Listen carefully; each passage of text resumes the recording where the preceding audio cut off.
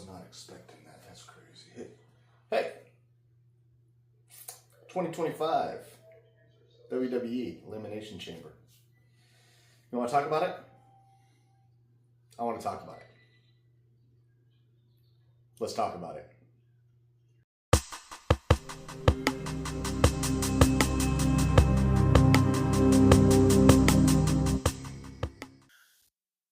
Hey everybody, it's me, Cynical Italian, Josiah. Let's talk about the 2025 Elimination Chamber. Was it boring? Nope. The Rumble was boring. I got a lot of hate for saying that the Royal Rumble was boring, but I stand by my word. Every match at the Royal Rumble this year was boring. They were all predictable. They were ruined by bad story writing. The Rumble was just bad. It's been bad a couple of years now. So, was the Elimination Chamber going to be the same? You know what? Pleasantly, it was not boring. The Elimination Chamber was great. I thoroughly enjoyed it. Yeah, my drink, cat. About to have a Elimination Chamber right here in this room. So, we'll get into it.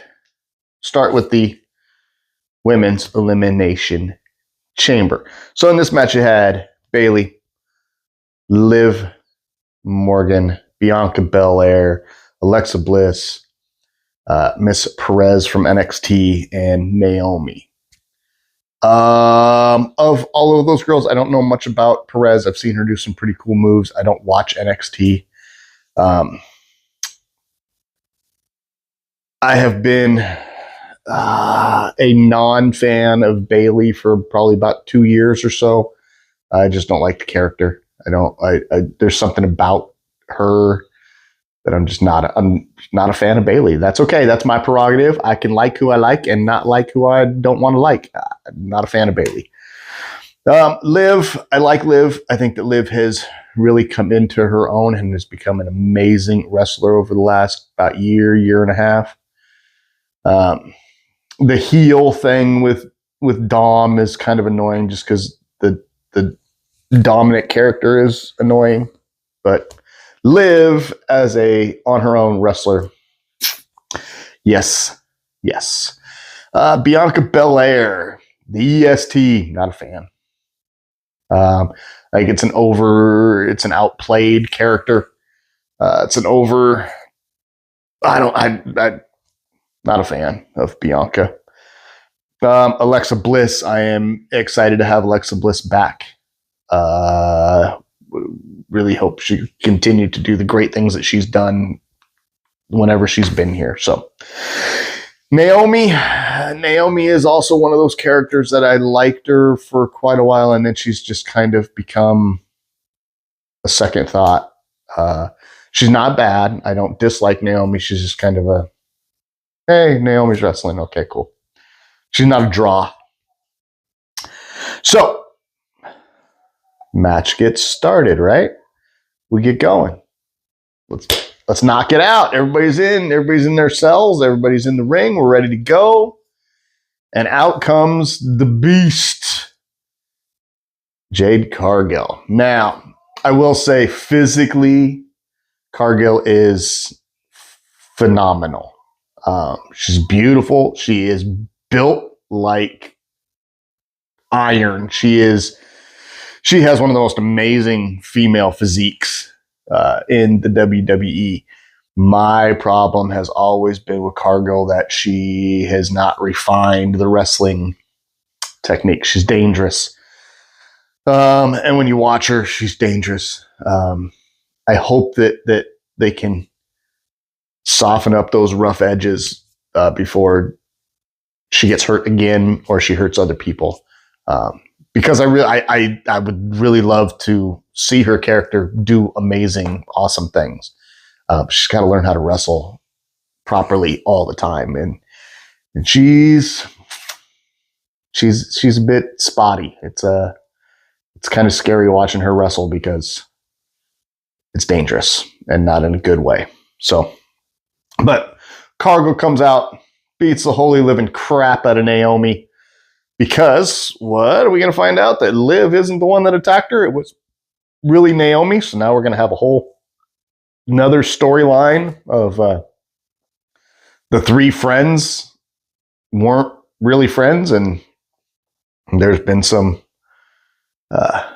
battling amongst each other, some jealousy, as it were, and that Naomi is really the one that put Cargill on the shelf. That's what it looked like to me. And Jade wasn't having it. They kicked her ass. This is not a PG-13 channel, dude. Jade kicked her ass. So then that was done. Naomi's out. Jade gets taken back to the back. Now we get back on to the Elimination Chamber. The women's Elimination Chamber was great. Not boring. It was great. It was a lot of action, a lot of good wrestling, a lot of good fights. I wasn't sure who was going to win. I knew who I wanted to win. That's not who won. I was actually like, I wouldn't have been upset if Alexa Bliss won it, but I really didn't want her to win it. I think that she needs to come back. You know, we've got to build up something with Alexa. I was kind of hoping that Liv was going to win it. I didn't want Bayley to win it. Perez is not going to win it. And so then I was just hoping that maybe it was going to be Liv. I just wanted not Bayley, but Belair won it. It was a great match. The fighting between Belair and Liv Morgan there was crazy. The hair whip was insane. That was one of the loudest whip cracks I've heard. And yeah, so it was a good match. They just fought well. It was really good. Belair won it, and that's what it is. So yeah, it was good. Let's move on. Oh, sorry, I had to do a little adjustment there. So anyways, on to the second match. Second match was a women's tag team match that had Nia Jax, Candice LeRae against Tiffany Stratton and Trish Stratus.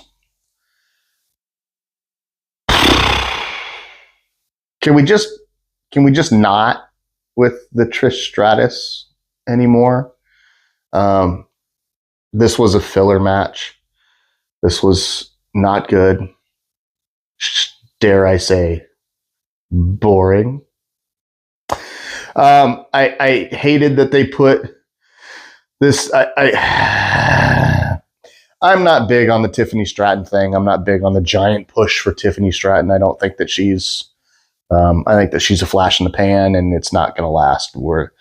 We won't be talking about Tiffany Stratton next year. I don't think.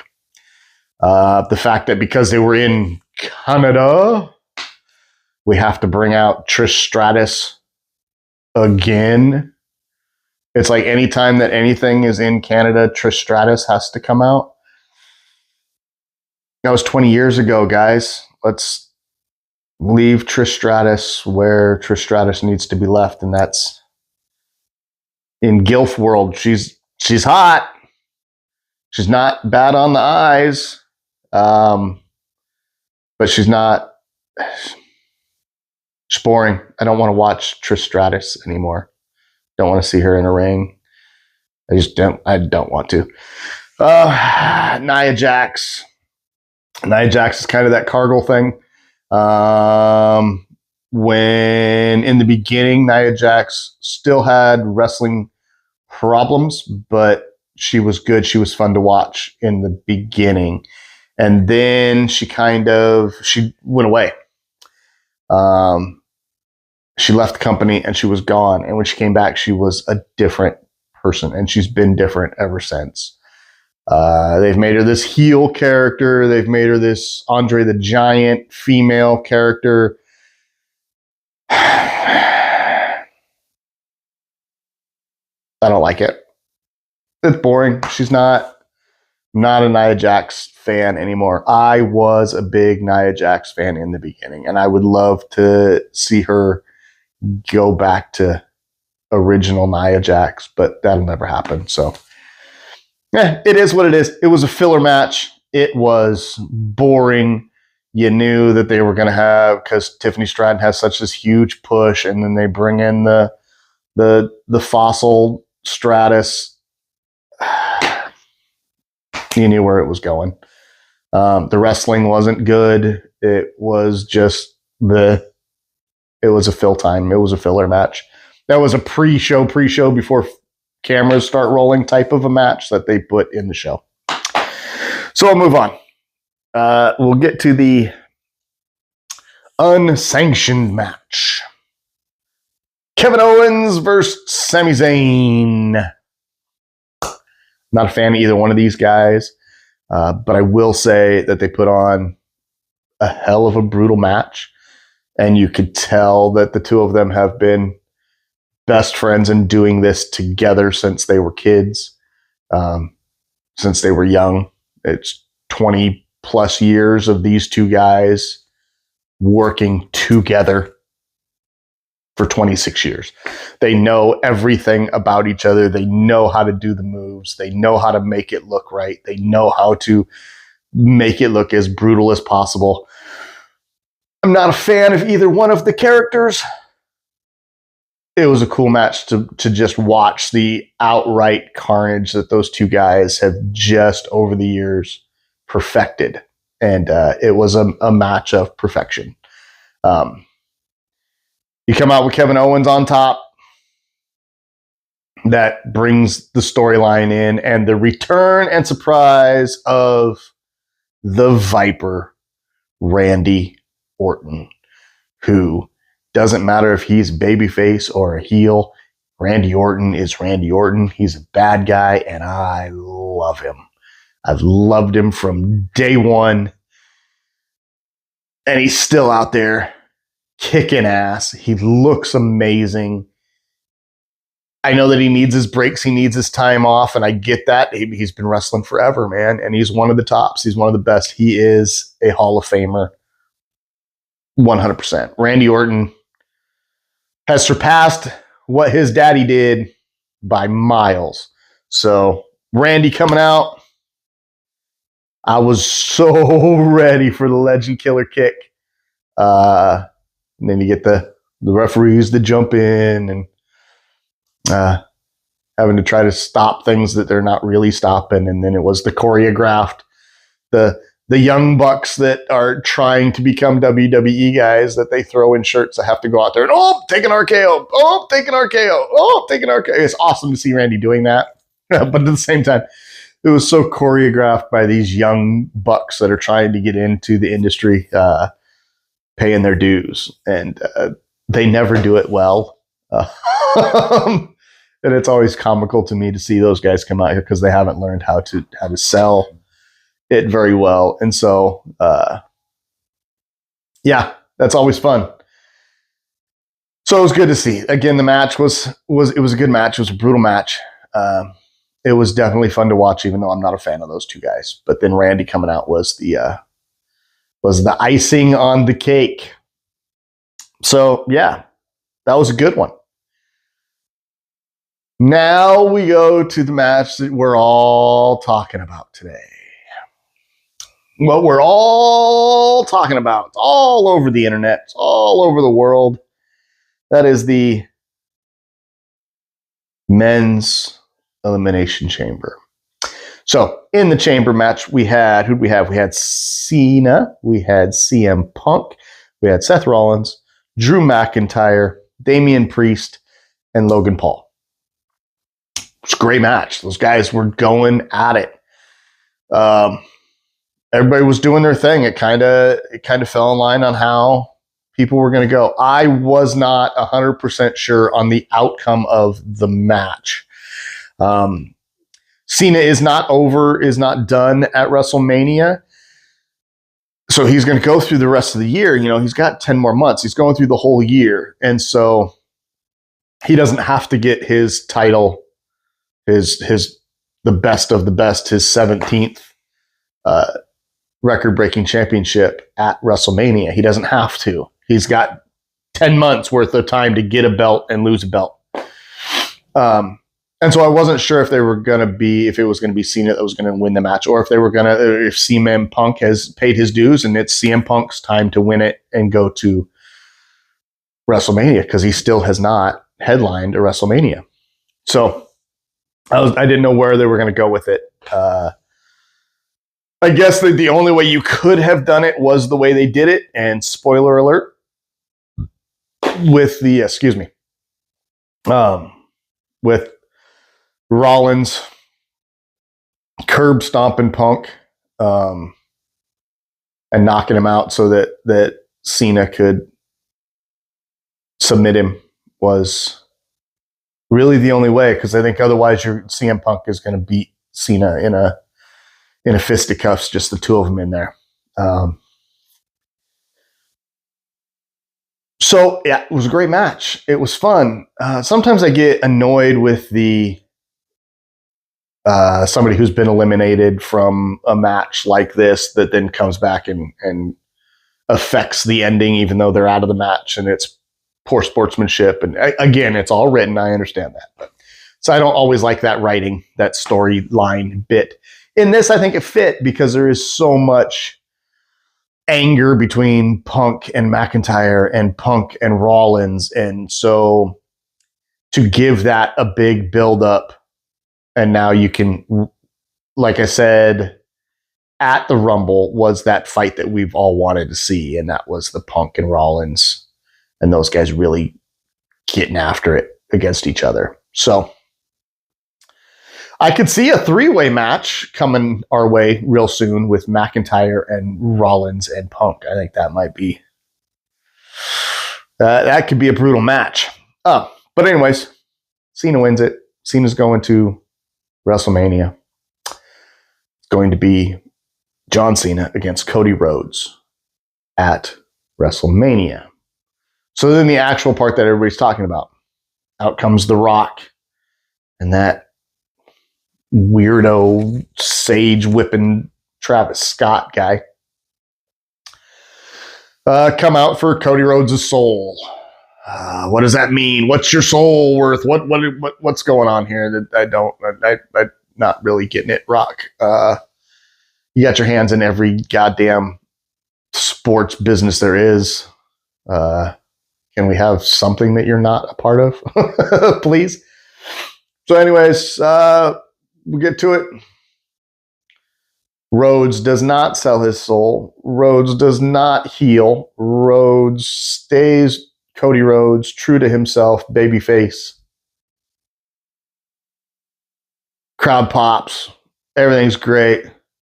John Cena congratulates him because, John Cena has been a babyface his entire career, has made numerous statements over the 20, 30 years that he is babyface, will always be babyface. It's not in his character or moral code to do anything in his real life other than babyface. That's who he is. He's a good guy. So Cena and Rhodes hug. Big thing. Beautiful. Crowd goes nuts. Rock gives the neck cut. Camera goes to Cena. Holy shit. John Cena has turned heel. I'm 51 years old. I've been watching wrestling damn near my whole life. I have watched John Cena from day one when he came out against Kurt Angle. I was shocked.